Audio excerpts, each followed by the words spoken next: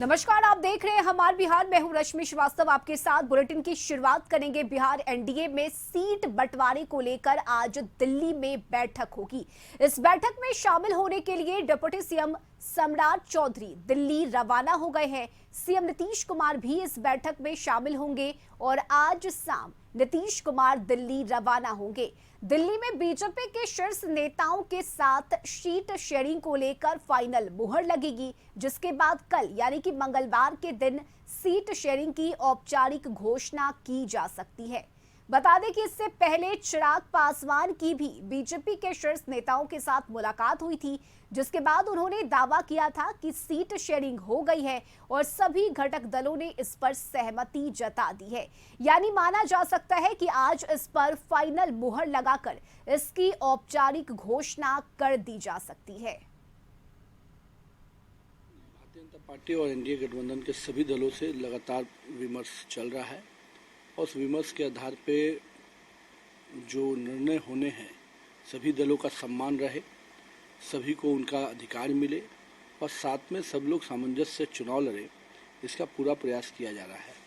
और जिस प्रकार से पूरे देश में नरेंद्र मोदी के नेतृत्व में हमारे सभी घटक दल लड़ने को तैयार हैं और सबका ये मानना है कि नरेंद्र मोदी ने पिछले 10 वर्षों में देश के विकास में कई आयाम जोड़े हैं और अतुलनीय विकास किया है। अन्य मुख्यमंत्री कुछ निजी काम से जा रहे हैं। सीट शेयरिंग में कोई दाव पेच नहीं है। जो हम लोग का एनडीए गठबंधन है उसमें किसी तरह तकरार नहीं है।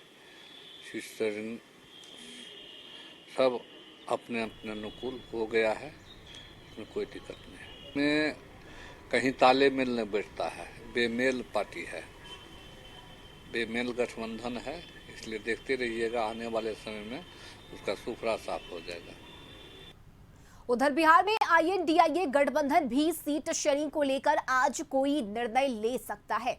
सीट शेयरिंग पर फाइनल मुहर के लिए आज दिल्ली में राजद और कांग्रेस नेताओं के बीच मीटिंग होगी। संयुक्त बैठक से पहले कांग्रेस नेताओं की अलग से भी मीटिंग होगी और इस मीटिंग के बाद राजद नेताओं से बात होगी और उसके बाद आज ही कोई निर्णय कर लिए जाने की बात कही जा रही है। इस बैठक में बिहार से अखिलेश सिंह भाग लेंगे और साथ ही राजद की तरफ से मनोज झा और संजय यादव इसमें हिस्सा लेंगे। वहीं कांग्रेस के कई शीर्ष नेता भी संयुक्त बैठक में शामिल हो सकते हैं।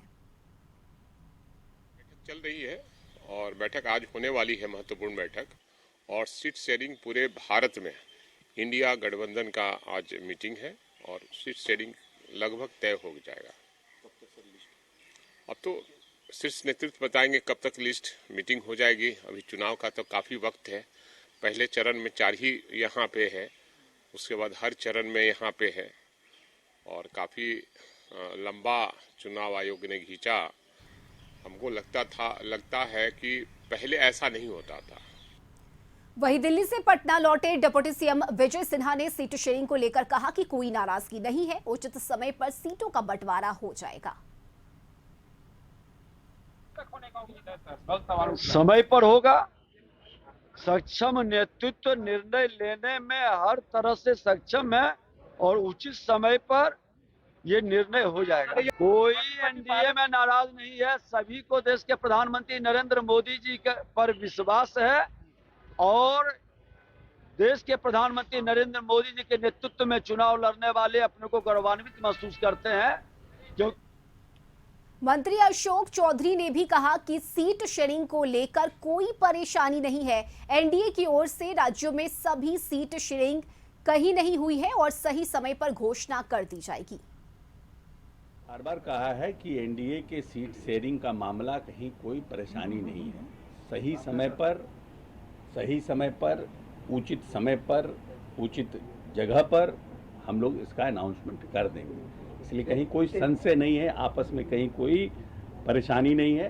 क्योंकि जहाँ जहाँ भारतीय जनता पार्टी की गठबंधन एनडीए की सरकारें हैं और जहाँ एनडीए की सरकारें चुनाव लड़ी, अभी किसी राज्य की घोषणा नहीं हुई है। भारतीय जनता पार्टी ने अपनी सीटों की घोषणा की है, फर्स्ट लिस्ट और सेकेंड लिस्ट, और जो आने वाले समय में जो उनका आएगा वो एनडीए से बात करके बाकी घटक दलों से बहुत जल्द हो जाएगा।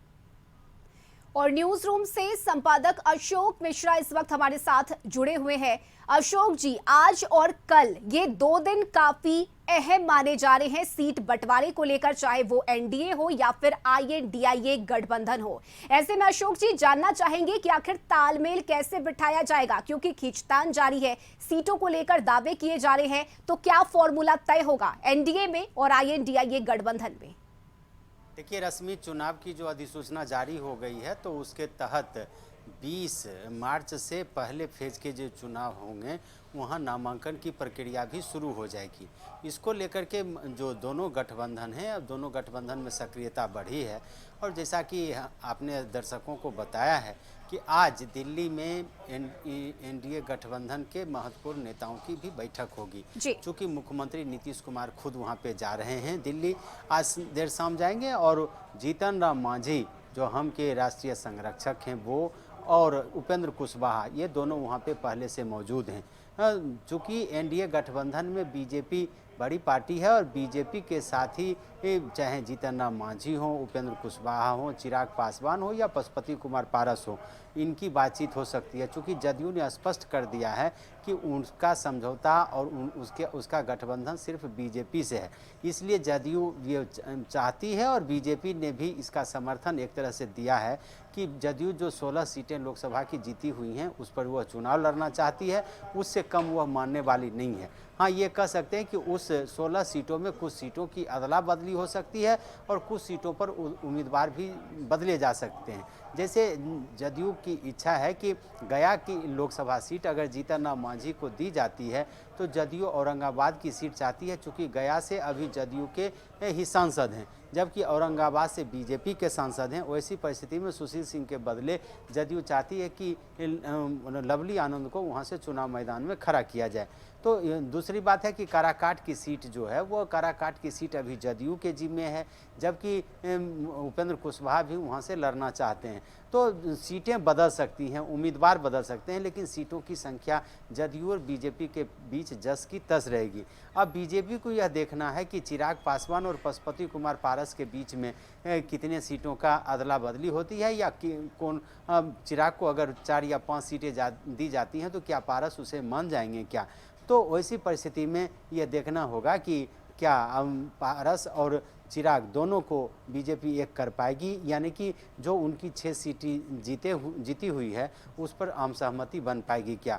उपेंद्र कुशवाहा को भी बीजेपी चाहती है कि वो उनके साथ रहें, इसलिए एक काराकाट की सीट दी जा सकती है। जबकि ठीक इसके उलट अगर आप बात करें तो पिछले दफ़े यानी कि 2019 के लोकसभा चुनाव में इंडिया गठबंधन जो उस समय महागठबंधन था, उस महागठबंधन में उपेंद्र कुशवाहा को 5 सीटें मिली थी, जीतन राम मांझी को 3 सीटें मिली थी। तो वैसी परिस्थिति में ये कहा जा सकता है कि उन दलों की भी इच्छा है कि अधिक से अधिक लोकसभा क्षेत्रों में वो चुनाव लड़ें, और दोनों गठबंधन एक दूसरे का इंतजार कर रहे हैं।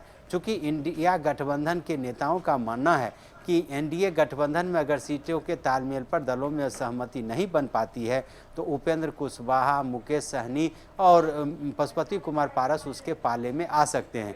वैसी परिस्थिति में इंडिया गठबंधन को फायदा होगा, और यही वजह है कि आरजेडी और कांग्रेस के बीच भी या वामपंथी दलों के बीच भी सहमति नहीं बन पाई है। कांग्रेस पिछले दफे 9 लोकसभा क्षेत्रों में चुनाव लड़ी थी और 1 सीटें उसे मिल पाई थी। तो कांग्रेस कम से कम 9 सीटें तो चाहती हैं, वामपंथी दल के नेता भी 3 सीटें चाहते हैं। वैसी परिस्थिति में आरजेडी ये चाह रही है कि अगर उपेंद्र कुशवाहा, पशुपति कुमार पारस और वीआईपी के मुकेश सहनी अगर आ जाते हैं उसके साथ तो सीटों के तालमेल में सहूलियत होगी। इसलिए दोनों गठबंधन एक दूसरे की राह देख रहे हैं। जहाँ तक एनडीए गठबंधन का सवाल है तो वहाँ आम सहमति बन गई है, और आज देर रात तक लगता है कि चूँकि सभी एनडीए गठबंधन के नेता दिल्ली में मौजूद हैं तो आज देर रात तक इस पर सहमति बन जाएगी और फिर उसके बाद संयुक्त प्रेस कॉन्फ्रेंस हो सकता है। दूसरी बात की इंडिया गठबंधन के नेता ये अभी मान करके चल रहे हैं कि चूंकि एनडीए गठबंधन ने अभी सूची जारी नहीं की है, वैसी परिस्थिति में उसके नेता भी मान के चल रहे हैं कि अगर संभव होगा तो 2 फेज के लिए जो मगध का इलाका है जहां 4 लोकसभा की सीटें हैं और वहां पे आगामी 20 तारीख से जो चुनाव की प्रक्रिया शुरू हो जाएगी तो उसके उम्मीदवार की घोषणा हो सकती है। और दूसरे फेज जो सीमांचल का इलाका है जिसमें 5 जिलों में 5 लोकसभा क्षेत्रों में चुनाव होंगे, किशनगंज, पूर्णिया, कटिहार, भागलपुर और बांका, तो इन सीटों पर उम्मीदवार पहले घोषित किए जा सकते हैं और बाद में सभी लोकसभा क्षेत्रों के उम्मीदवार घोषित किए जाएंगे। तो इसका इंतजार एक दूसरे दोनों को है, लेकिन इतना कह सकते हैं कि अब राजनीतिक दलों के पास भी समय सीमा काफ़ी कम बच गई है, इसलिए वैसी परिस्थिति में उनकी बाध्यता है कि जितनी जल्दी हो सीटों का तालमेल हो और अपने उम्मीदवार को की घोषणा वो कर सके। दूसरी बात आपने जो कहा है कि क्या तालमेल, क्या सहमति बन पाएगी, अधिक से अधिक सीट झटकने की इच्छा है सभी दलों को, सभी दल के नेता चाहे इंडिया गठबंधन के घटक दल हों वो भी चाहते हैं अधिक से अधिक सीटों पर चुनाव लड़ना, और एनडीए गठबंधन तो सत्ता में ही है चाहे बिहार में हो या केंद्र में, तो उसके जो घटक दल हैं वो भी चाहते हैं कि बेहतर हमको सीट मिले ताकि मोदी की जो लहर है उसका लाभ वो उठा पाए। लेकिन अब देखना दिलचस्प होगा कि क्या सहमति बन पाती है, लेकिन इतना जरूर कह सकते हैं कि अब 24 से 48 घंटे के अंदर ही दोनों गठबंधन के नेताओं को फैसला लेना होगा। और यही वजह है कि कल शिवाजी पार्क में राहुल गांधी के भाषण के बाद जो महागठबंधन के सभी बड़े नेता अब दिल्ली की ओर कूच किए हैं और बिहार में भी जितना जल्दी हो सीटों का फैसला हो, इसलिए नीतीश कुमार भी दिल्ली कूच कर रहे हैं। और जीतन राम मांझी, उपेंद्र कुशवाहा, चिराग पासवान, पशुपति कुमार पारस पहले से हैं, सम्राट चौधरी वहाँ पे पहुँच चुके हैं दिल्ली। तो एक तरह से कहिए कि आम सहमति बनेगी और देखना यह होगा कि किन दलों को उनकी हैसियत के मुताबिक सीट मिल पाती है। फिलहाल हम सब लोगों की नजर भी उसी पर है। बिल्कुल अशोक जी, नजर बनी रहेगी कि आखिर सीटों का बंटवारा कैसे होता है और कब तक इस पर औपचारिक ऐलान किए जाते हैं। बहुत शुक्रिया अशोक जी आपका तमाम जानकारी के लिए।